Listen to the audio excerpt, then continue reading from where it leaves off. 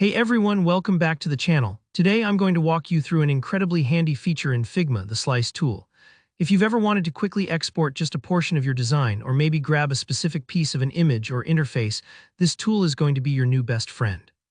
By the end of this tutorial, you'll know exactly how to use the Slice tool to create custom exports in Figma, saving you both time and headaches in your design workflow. So let's jump right in. First things first, let's say you already have your image or design open in Figma. You might be working with an interface mockup, an illustration, or any visual element you want to export separately. The Slice tool helps you select just the part you need, instead of exporting the entire canvas or methodically cropping it by hand later. So with your project open, take a moment to look down at the bottom center of your Figma workspace. Right there, you'll see a little tool icon that looks like a knife or a square with a dashed border. That's the Slice tool. Don't worry if you don't spot it right away. Sometimes the UI can blend in, but it's always in the toolkit down there. Go ahead and click on the Slice tool. The cursor will change, signaling that you're now ready to define an area. This step is a lot like drawing a selection box or cropping a photo on your phone. Simply click and drag your mouse across the area of your design that you want to slice out. As you're dragging, you'll see a semi-transparent box appear, outlining the exact rectangle that's about to become your slice. It doesn't have to be perfect on your first try. You can always adjust the borders later by dragging the tiny handles on the corners or sides of the slice area. It might take a couple of moments to get it precisely where you want, especially if you're zoomed in or working with small details. Don't worry if your hand isn't steady, Figma makes it easy to adjust, so take your time here.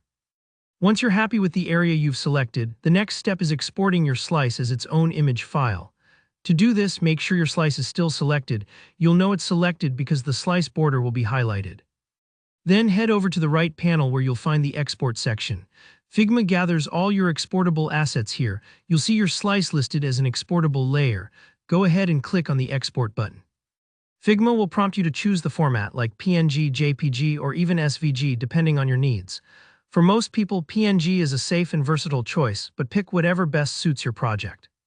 Now just hit Export and Figma will generate your new image file. What's amazing about the Slice tool is that you're not exporting your entire design or manually cropping in another app. You're exporting the exact piece you need in just a couple of clicks. This is super useful if you're sending assets to developers, creating thumbnails, or just need to isolate a piece of your work. And that's it.